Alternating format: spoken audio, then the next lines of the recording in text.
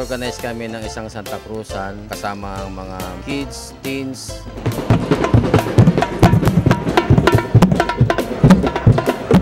Masaya, grabe. Lahat ng mga community na nadaanan natin along Estero de Paco, lahat sila supportive. Talagang i-present natin yung Estero natin.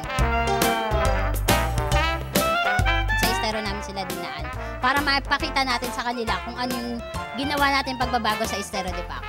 Kumbaga nakakagaan po ng loob kasi 3 years na po nag-volunteer. Tapos first time po naganap yung Santa Cruzan sa tabing ilog. Ano nga yung daman mo? Masaya kasi malinis na po yung mga ilog.